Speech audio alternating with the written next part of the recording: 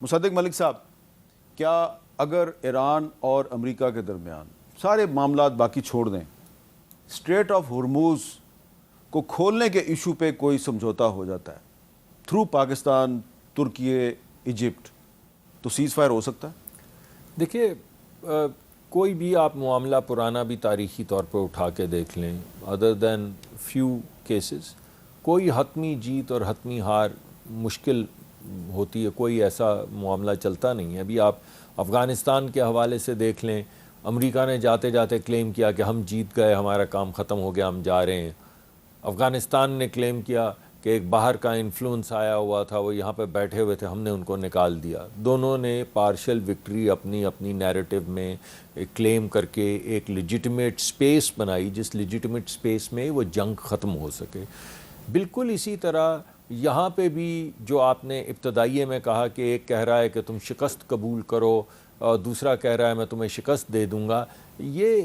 کھیل اس طرح ختم ہوتے نہیں۔ کوئی ایک فریق جو ہے وہ مورل وکٹری کلیم کرے گا، دوسرا فریق جو ہے وہ جنگی وکٹری کلیم کرے گا، کوئی درمیان میں کوئی ایسا طریقہ کار نکلے گا جس میں فیس سیونگ کی گنجائش دونوں کے لیے پیدا ہو اور وڈرا کرنے کے لیے بھی ایک سپیس کریٹ کی جاتی ہے۔ پاکستان کا کردار آپ مان لیتے ہیں میسنجر کا ہے، لیکن اس میسج کے ساتھ، اس میسنجر کے رول کے ساتھ ایک سورس آف لیجیٹمیسی آتی ہے، ایک لیجیٹمیٹ ایکٹر تسلیم کیا جاتا ہے کہ یہ ایک نیوٹرل آربٹر ہے، میڈیٹر نہ بھی ہو، لیکن ایک نیوٹرالٹی، کوئی بندہ کسی کو پیغام دے رہا ہے تو جب آپ کے خیال میں آپ کی میری کو بات ہو رہی ہو تو صرف پیغام تو نہیں، میں پرچی لے کر تو نہیں جا رہا نا، میں آپ کے ساتھ بات کر رہا ہوں، میں آپ کو ایک نقطۂ نظر دے رہا ہوں، میں آپ کو یہ کہہ رہا ہوں کہ کتنی تباہی ہوگی، یہ تباہی کہاں کہاں تک پھیلے گی، اور یہ ایک کچھ تحمل سے، بردباری سے اس کا کوئی طریقہ ہمیں سوچ لینا چاہیے، خطے کے لیے سوچ لینا چاہیے، بین الاقوامی سیاست کے لیے سوچ لینا چاہیے، اس کے دیگر ملکوں کی جنگیں جو ہیں ان پہ کیا اثرات آئیں گے وہ سوچ لینا چاہیے۔ یہ جو ہم چیزیں انسٹرومنٹس کریٹ کر رہے ہیں، یہ انسٹرومنٹ اگر دنیا میں دیگر ممالک نے استعمال کرنے شروع کر دیے، چاہے وہ ڈیفینسو اوفینسو کا ہو، پری ایمپٹیو سٹرائکس کے ہوں، تو اس کے کیا اثرات مرتب ہوں گے۔ تو یہ تمام چیزیں جو ہیں یہ صرف میسنجر والی نہیں ہوتی، اس کے اندر ایک عمل ہوتا ہے ایک کریڈیبل ایکٹر کا، لیجیٹمیٹ ایکٹر کا۔ تو میں سمجھتا ہوں کہ وہ سپیس آج سے یعنی 1.5 ہفتہ پہلے تک تو کسی کے گمان میں یہ بات نہیں تھی، جو کچھ ہو رہا تھا کہ بات کے متعلق بھی بات کی جا سکتی ہے، میسج تو تب بھی کنوے ہو سکتے تھے، مگر یہ راستہ کھلا ہے تو ضرور اس کے پیچھے بہت سے مختلف ممالک نے اپنا اپنا انفلوئنس اور اپنی اپنی لیجیٹمیٹ سپیس استعمال کرتے ہوئے انفلوئنس کرنے کی کوشش کی ہوگی۔ ہم نے بھی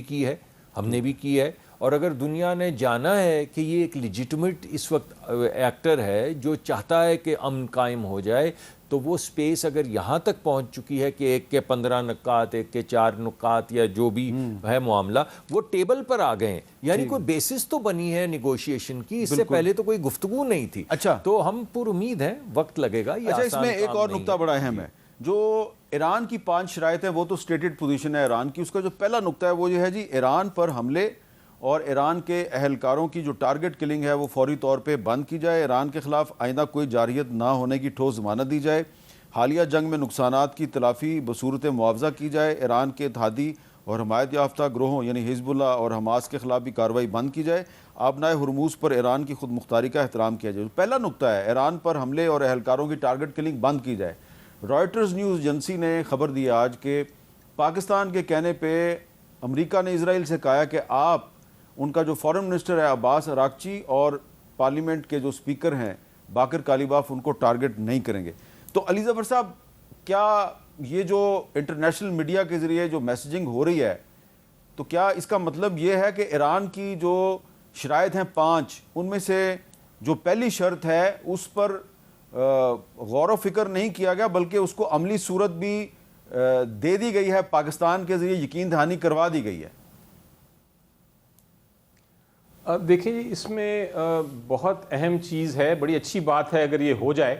لیکن اہم چیز سمجھنے والی یہ ہے کہ اس سے پہلے بھی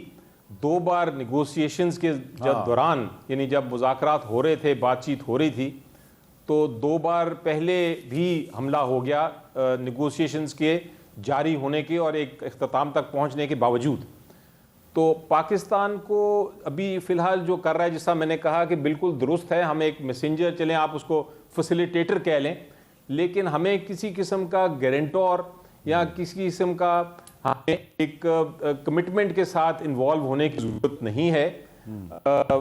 اچھی بات ہے کہ ہمارا پوری دنیا اس وقت دیکھ رہی ہے کہ پاکستان ایک فیسیلیٹیٹر ہے، لیکن ہمارے تعلقات سعودی عربیہ سے بھی بڑے اچھے ہیں، ہمارا ہمسایہ ملک ایران ہے، ان کے ساتھ بھی تعلقات بڑے اچھے ہیں، ہماری ایک ریلیشن شپ پاکستان کی اسٹیٹ ٹو اسٹیٹ امریکہ کے ساتھ بھی بہتر ہے۔ تو ہمیں نہیں چاہیے کہ فیسیلیٹیٹر سے زیادہ ہم کوئی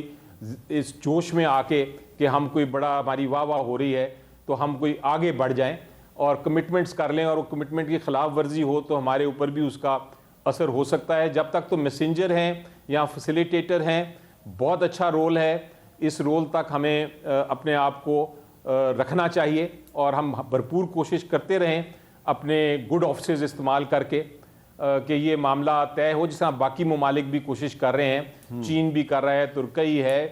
مڈل ایسٹ کنٹریز ہیں، لیکن آگے ہمیں کوئی کسی کا خطرہ نہیں مولنا چاہیے، کیونکہ ہمارا اس وقت جو جیسا میں نے کہا ٹائٹ روپ ہے، ایک بڑا بیلنسڈ ایک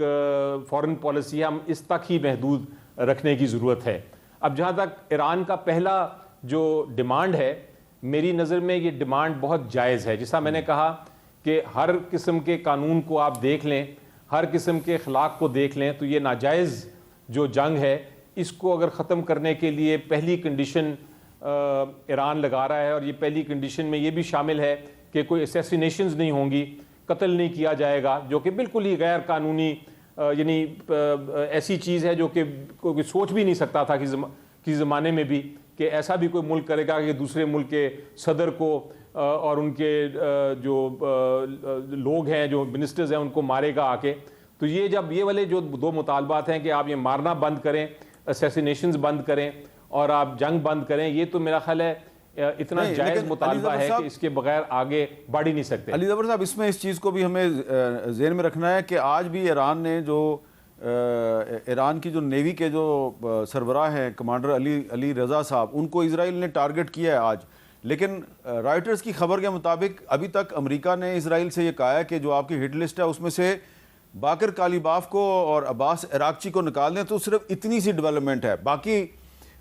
پاکستان جو ہے اس نے تو کہا ہے کہ آپ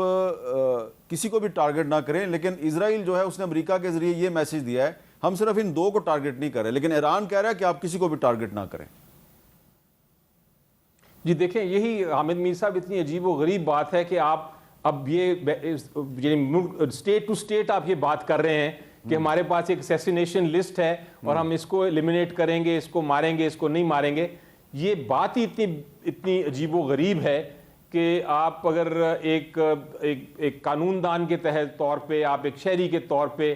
آپ اگر اس کو سوچیں تو یہ بات کرنی ہی نہیں چاہیے۔ لیکن جیسا میں نے کہا کہ آج کل کا نیا ورلڈ آرڈر جو ہے، جس میں یونائٹڈ نیشنز میرے مطابق بالکل فیل ہو گیا ہے، بین الاقوامی قوانین جو ہیں بالکل فیل ہو گئے ہیں۔ یہ آج کل کی دنیا میں جہاں مائٹ از رائٹ، یعنی طاقت کا ہی زور ہے،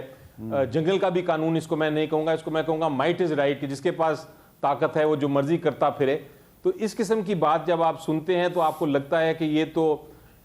کسی قسم کا سمجھوتا نہیں آپ کو ہورائزن پہ نظر آتا، یا آپ کو نہیں نظر آتا کہ ایسا ہوگا، کیونکہ اگر آپ اس طرح کی بات کر رہے ہیں کہ ہم ایک کو ماریں گے، تین کو نہیں ماریں گے، دو کو ماریں گے، اس کو ہم چھوڑ دیتے ہیں، آپ کو ہیں کون جو آپ یہ فیصلے کریں کہ میں نے کس کو مارنا ہے، کس کو نہیں مارنا؟ اچھا، اس میں دو اہم ڈیولپمنٹس ہیں۔ یونائٹڈ نیشنز کی جو ہیومن رائٹس کونسل ہے، اس میں ایران کے حملوں کے خلاف قرارداد منظور ہوئی ہے، لیکن اسرائیل اور امریکہ کے حملوں کے خلاف قرارداد منظور نہیں ہوئی۔ لیکن ساتھ ہی ساتھ جو عمران خان صاحب کے جو ایک برخوردار ہیں قاسم خان صاحب، ان کا جو یونین سے ایک مطالبہ ہے، اس پر ہمارے ہاں کافی ریئیکشن آیا ہے۔ ہمارے انفارمیشن منسٹر جو ہیں عطاء اللہ تارڑ صاحب، انہوں نے آج بڑی لمبی بات کی ہے، ذرا ان کا بھی ایک کلپ سن لیں۔ قاسم خان نے وہاں پہ جا کے تقریر کر دی، ملک دشمنی میں اتنا آگے چلے گئے ہیں کہ جماعت پہلے آئی ایم ایف سے کہتی ہے کہ پاکستان کو سپورٹ نہ کیا جائے، پاکستان کو بیل آؤٹ نہ دیا جائے، پھر آپ جی ایس پی پلس پاکستان کا واپس لینے کی کوشش کرتے ہیں۔ پہلے ملتے ہیں عارف اجاکیہ کو۔ عارف اجاکیہ کون ہے؟ یہ کراچی میں پیدا ہوئے تھے، یہ آج کل برطانیہ میں بھارت کی کیمپین چلاتے ہیں. یہ عارف اجاکیہ اینٹی پاکستان پرو انڈیا یہ آپ کی سازش میں شامل تھا کہ یو این میں جا کے پاکستان کے جی ایس پی پلس سٹیٹس کو واپس لینے کی ایک سازش کی جائے. تو اطاعت تارڑ صاحب نے یہ الزام لگایا ہے کہ قاسم خان نے پاکستان کا جو جی ایس پی پلس سٹیٹس ہے اس کو ختم کرنے کی سازش کی ہے. قاسم خان صاحب نے جی ایس پی پلس سٹیٹس کے حوالے سے کیا بات کی ہے ذرا وہ بھی سن لیں. Pakistan made binding commitments under the GSP Plus framework to uphold the international human rights conventions it ratified, including the International Convent on Civil and Political Rights and the Convention Against Torture. My father's arbitrary detention, his solitary confinement, the denial of medical care, the blocking of family visits, each of these violate those treaty obligations. تو اس پہ ایک تو حکومت کا موقف ہے, دوسری طرف یہ بھی کہا جا رہا ہے, کچھ جو اینالسٹ ہیں, کچھ جو میڈیا آؤٹ لیٹس ہیں وہ یہ دعویٰ کر رہی ہیں کہ یہ قاسم خان صاحب نے یہ نہیں کہا کہ پاکستان کا جی ایس پی پلس سٹیٹس جو ہے اس کو منسوخ کر دیا جائے, بلکہ